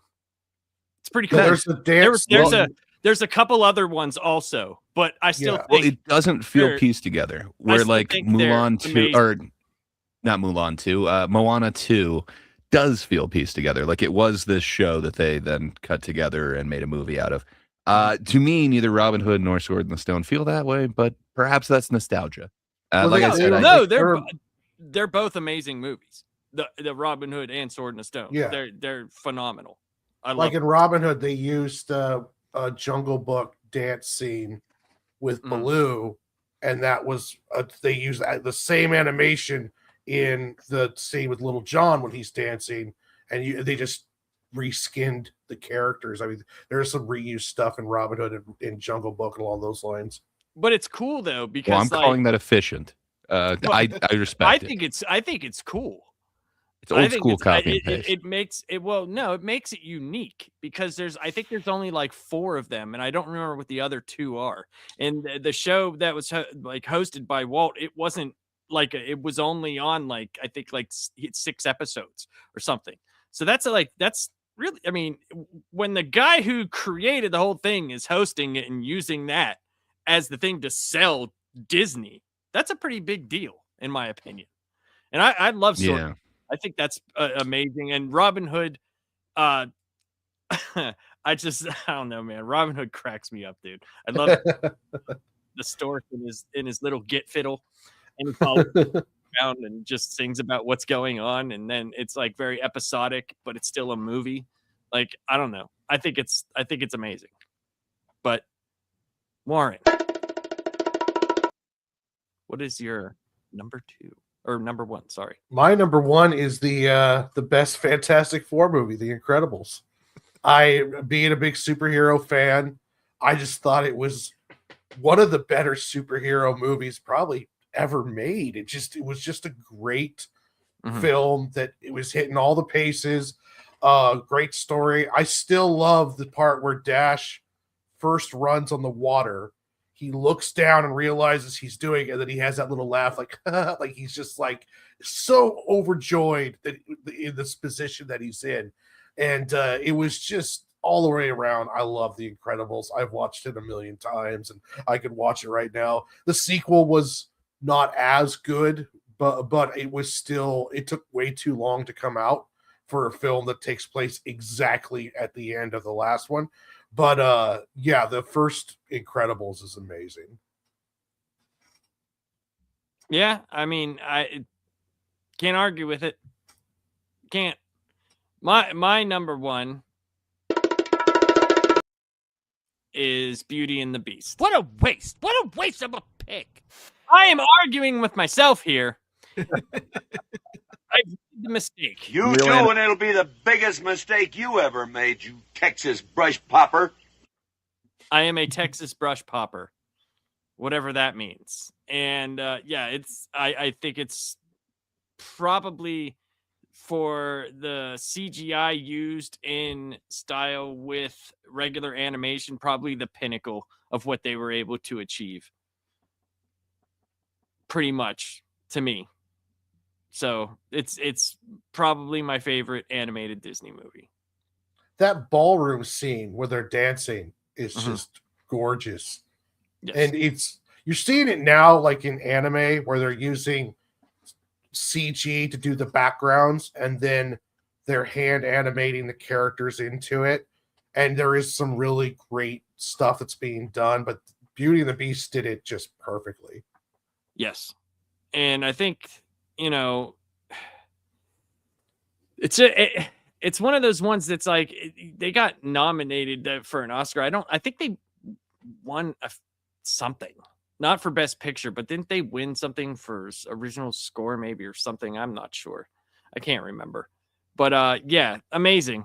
It's just amazing movie. But yeah. Yep. And I see the orange comment of Cratered Out on being bored and ended up here watching grown men make/argue over a Disney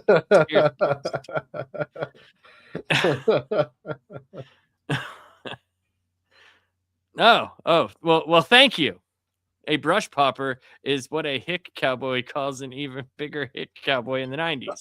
Oh, all right. Well, thank you for detailing that for us. And that's, you know, that's the way it was, and we liked it. Third time's a clearance. So yeah, I mean, I think Disney has lost a lot of its magic, as we could say, because a lot of these aren't newer. Maybe Gray has one on there. What was yours, Gray? The one that you had? Onward. Oh, Onward. Onward. Yeah. Onward. But again, if we weren't doing Pixar, I don't think it would have been on there. But I got to be honest, looking back at those Pixar ones, it's like, yeah, You know, I did watch that one a few times now, and I get it. It's not on anyone else's list. It was definitely underseen. I think it was. I can't remember if it was like 2021 or seemed like it was right around that time that I can't remember anything about. But I remember this movie, and yeah, it's kind of touching. But maybe I have personal reasons why it means a little bit more to me. Yeah, But, and yeah, in seems like even Pixar was better at a certain time. that's true. That's true. I mean, Lightyear was amazing, wasn't it? It's a great movie. Extremely good. It is interesting how it's there's a drop of quality across entertainment. It seems like I don't know if it's just lack of when I'm saying lack of fundage. It's just that there just seems to be a lack of the quality that there used to be. I don't know if they're rushing them too much. I don't know if they're getting rid of the creatives for cheaper talent. I don't know what the deal is, but it seems like across video games, across cartoons, across movies, it's just like Pixar is missing. Disney, they have hits, but it's not nearly as good as it used to be. I don't know. It seems like there's a big drop all over the place. That might be video games. I don't know there's a lot of good video games. I think it's just you got to pick and choose, what you play and what you watch. I'm playing Dragon Quest VII Reimagined, and that is fucking beautiful. Like, it looks great. And I think with entertainment, it's a lot of copy and paste, and there's a lot of people that are fitting into this boundary that they can't take chances. Yeah. No one can take chances anymore. They're afraid to, because if they do, then it won't get pushed. If they toe the line, then they can get their stuff out there. Like Jon Favreau used to say, like, I had to make a Lion King or something like that so I can make a Mandalorian or stuff like that. But that doesn't seem to be the case anymore. Well, if you do notice, like some of the better games that are coming out good are the ones that are coming from small studios. Yes. And the same thing with like movies, like Sinners is out of a Hollywood project. It wasn't even made in Hollywood. And it was, one of the better films of the year compared to some of these big Hollywood machined out tentpoles. So I think the risk taking is a big part of it too. Like you're seeing more of the risk in the originality coming from smaller studios outside of the system kind of creative talent. It would be nice, and Orange kind of sums it up. He says nobody takes risks anymore. If it isn't established property or genre, paint by numbers, they don't make it. Which is very true. If it's not nostalgia bait or something that they're going to tick every box. Everybody's afraid to put certain people in there. It's got to stop at some point. Like, people, it's so funny that the morally outraged who scream a lot don't go and support the stuff that's still coming out. Like, so why not just say fuck them and just go make movies and entertainment the way that it used to be, and you'll probably get more people coming around to it. You could still make your objectively amazingly unprotested movie, and it'll fail and it'll suck, and then you can, make other things. I haven't seen Zootopia 2, but that's like their highest grossing animated movie of all time. I've heard nothing but good things about it. It's again conflicting, kind of like the Robin Hood thing. It's like, wow, you're really normalizing this furry thing, but it's a decent flick. I think I liked the story more than Zootopia 1. Yeah, I love anthropomorphic stuff, and I'm not a furry, but I do have this obsession with I love anthropomorphic, but probably from just Ninja Turtles. Yeah, I think I got the same thing, but it's kind of a love-hate relationship because, it definitely has normalized the furry, and the furry thing is kind of weird. Like, I remember 2024 had a really good animated movie, The Wild Robot. I thought that was incredible. I was surprised. That was good. I was surprised. I was surprised at the stuff they did, like with the the possum, with the mom, like the kids Oh, kept yes. dying. They would just die, and then it was like, oh, okay, so they're dead, And I thought The Wild Robot was a great movie, man. I really like that, and it's like those movies, like they could still make those. It showed that they could still make it. I know it wasn't huge or anything like that, but man, it was a lot of fun. It was a lot of fun to watch that. So, I hope that we can get back to a time where people are just not offended at fucking everything, Yeah. and we could just go back to just making things. And I'm not saying to go out there and make the most offensive thing on earth, but we should be able to just make a movie and people go, oh, I don't want to see that, as opposed to, oh, it's such an outrage. I need to burn this theater down. Yeah, exactly. But Bob, what do you got coming up this week? I know you got work. Oh, Yeah. Let's see.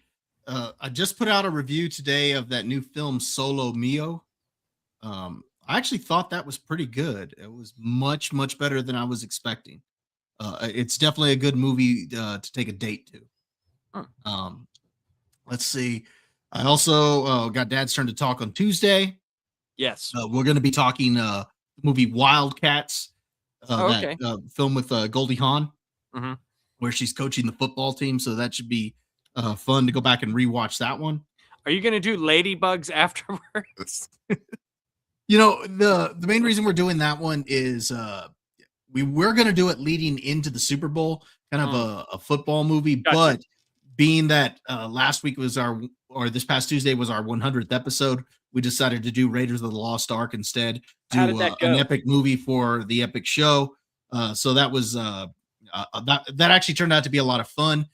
We had several guests on. We had our friend Lily on the show. We had Blaine from criticalist.com on there. We had Ben Rock, who was the production designer on the Blair Witch Project. He joined us as well. And then a friend of ours named Gazelle, who's a friend of Derek's. She comes on whenever we talk basketball. So yeah, we had a good group on. So if you get a chance, go back and check that episode out. But we got Dad's Turn to Talk on Tuesday, of course, last panel next week, and should be on the MSK show on Monday, assuming he has a show. So we'll see. Yeah, man, I'm definitely gonna go watch that episode from Tuesday.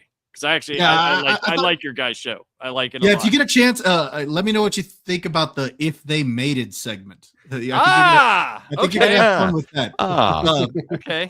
I don't That's know if you awesome, man. remember when Conan From O'Brien. Conan? used to Yes, I do. Yes, that's I where I got do. the idea from. So Okay. Awesome. but it's Awesome. our own variation of it. So Okay.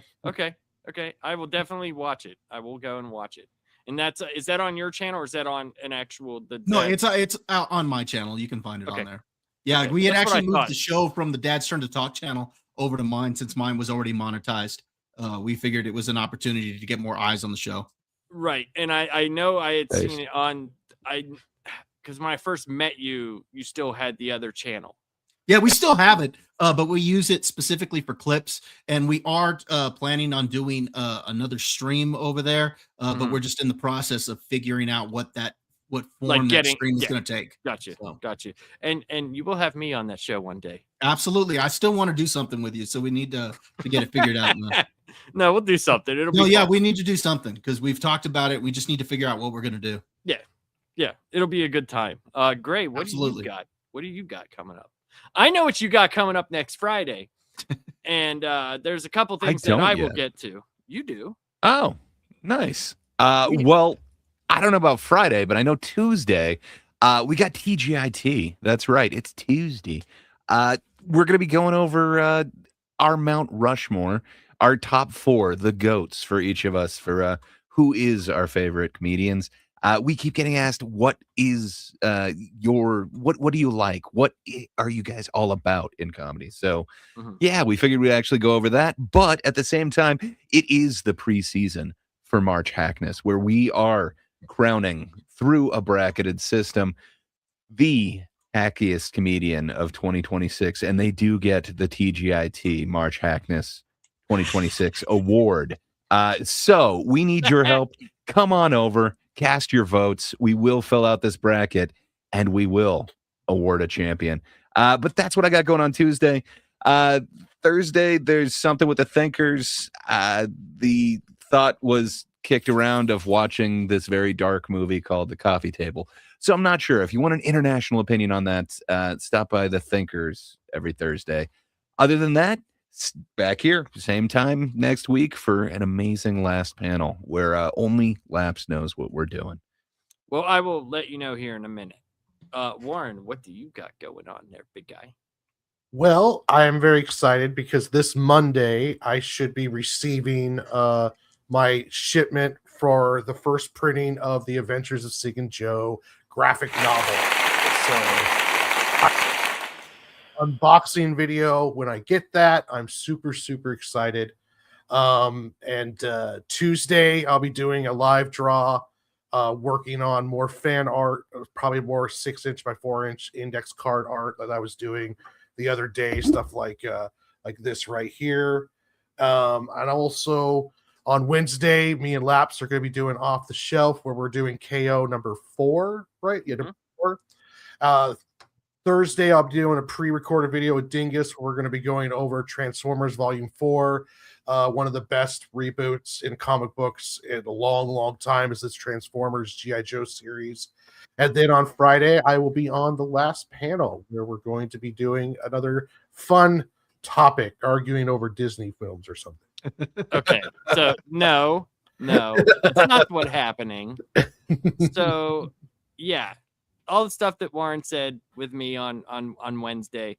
So I'm going to find out tomorrow or Sunday what time Charles has something planned, because we agreed to it. I don't know what time it's planned for, but next Friday, me, Charles, and Gray are going to be watching Jason X on his stream for his members, but I don't know if it's after. I don't know if it's after this or what time he has planned. I will let you guys know ahead of time. If we could still have last, okay. If we still have last panel, I will have a topic out for you guys. But in 2 weeks, we have a very special last panel. It is the first People versus, and it is the People versus Warren, because he doesn't like Tom Cruise, people. Yes. No, sorry. It's not that he doesn't like Tom Cruise. He just feels that you could just take Tom Cruise out of any movie, put in a guy like me with Mr. Potato Head parts on him, and it'll be fine. Yes, Andy, I believe there is not a Tom Cruise movie where if you take him out of it and put in a different actor, the film will suffer at all. Even Maverick. I just don't think Tom Cruise, I think he has the personality of a potato. And well, that's why I said Potato Head parts. Yeah. What about Rain Man? Same. It's all I don't think there is one, honestly. I honestly don't think so. I do. You think others could handle that risky business? The only reason why I will say this one, and it will be hard to argue, is because I don't know of any other person that would do it or have the look for it at the time it was made. And that's Legend. Who? Okay. Who's gonna look like a sprite? Who's gonna have the face? Who's gonna have the body? Who's gonna have all of those things and still be cheesy enough to do that? Swayze. I guess you could say Swayze, but that is a good one. That even though that, like, look at him. Look at this man. So, Charles, yes. Next week with the Space and rewatch, what time did you want to do that?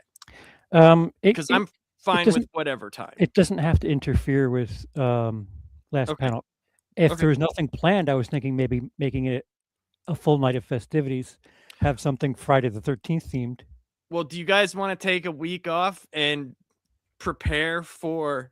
So my idea sucks, is what you're saying? No. I'm saying a week off from last. Oh, we could do.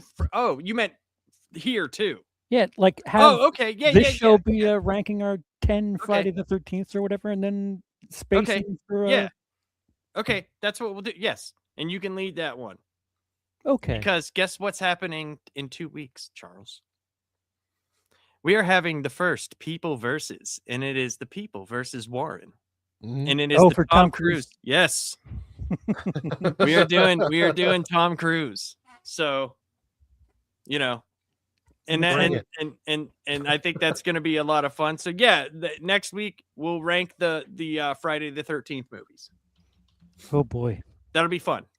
Sure it will. Well, that's easy. Oh, Space is number one. listen, and that's one that Charles is going to be so like into this, and we're going to get some things that we will not even know about. You know. Oh yeah. Jason movies. If we do That's gonna be top great. 10, at least 2 will be left off of everyone's lists. Are we including Freddy versus Jason? Yes. Are we Okay. recruiting the reboot? Yes. Okay. So it's like every Friday, So everything. including Yeah. reboot. I mean, including 1 through 8. It is kind of awesome. It will be Friday the 13th next Friday, so Right. why not? Oh, that's Right. perfect. Yeah. Thematic. 1 through 8, Jason Goes to Hell, Jason X, Freddy vs. Jason, the remake. okay. So that's a total of 12. All right, He's already It's gone like to it was Manhattan. destiny. that's fantastic. Yay. Spacing is such a good movie, dude. Sure it is. Indeed. It's funny, Number all right. one. One with the bullet. You can't argue with that mask. That mask is something fierce.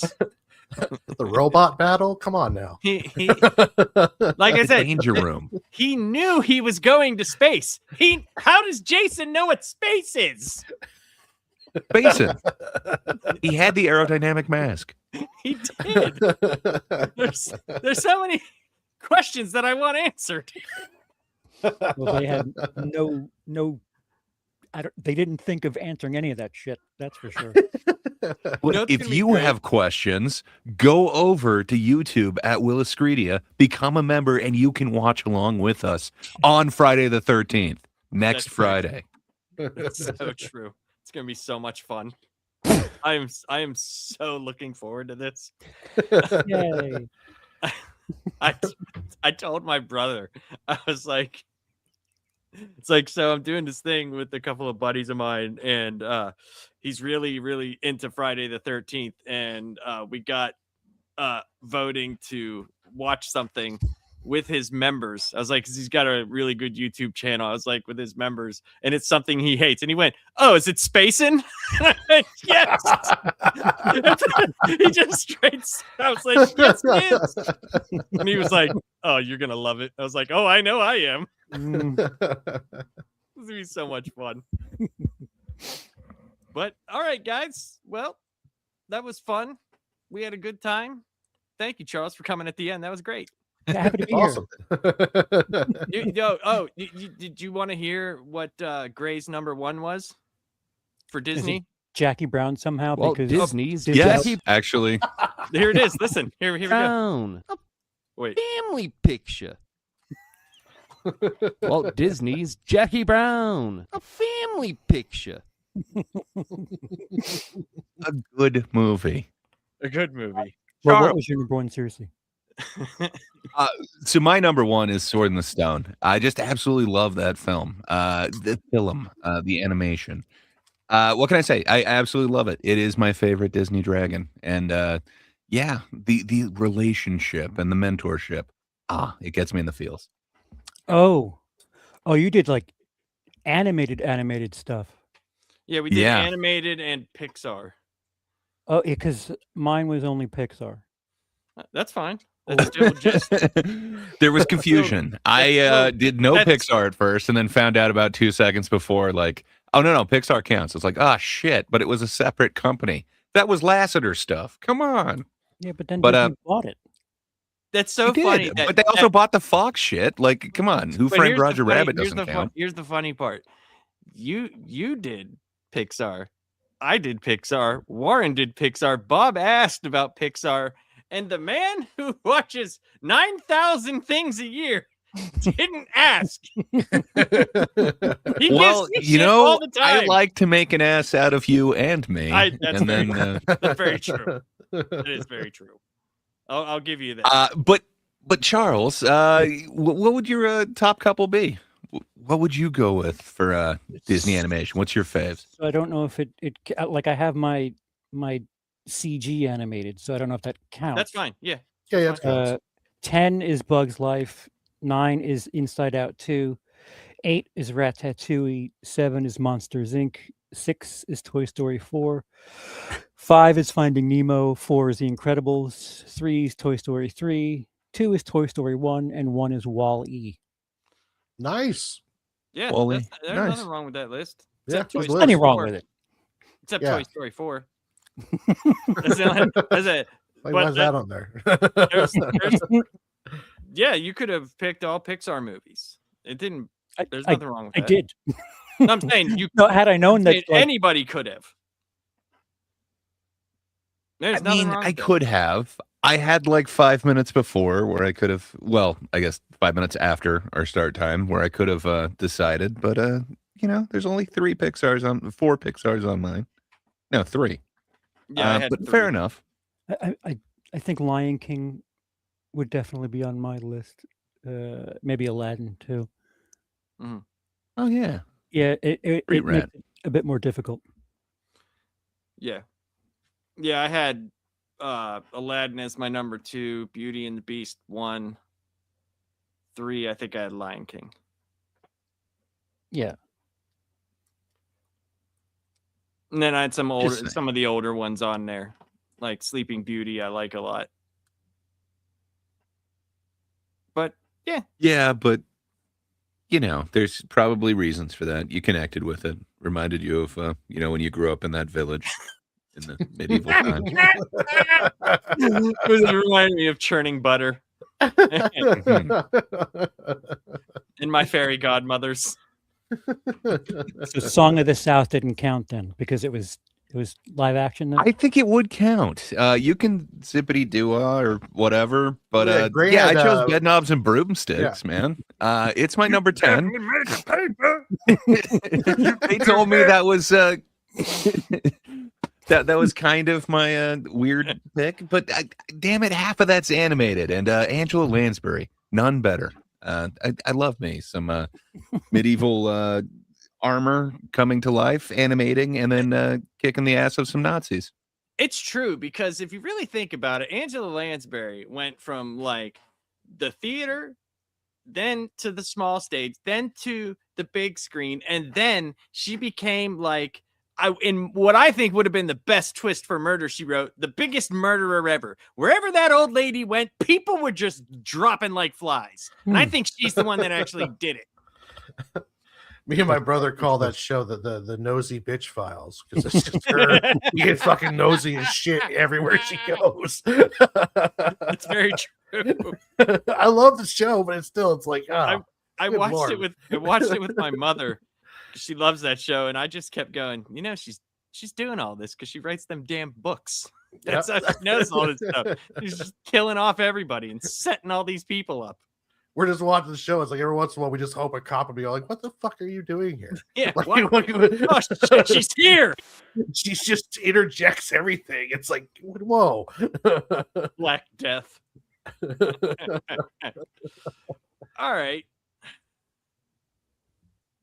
Yeah, there you go. There you go. That's it. You have figured me out, Orange. You have figured me out. It's like the Great Mouse Detective. You put it all together. You have figured it Gotta out. admit, the clues were there. They're all there. They're all there. I was so gay, but I didn't know how to tell anybody. All right, everyone. Have a good night. See ya. We got to talk because this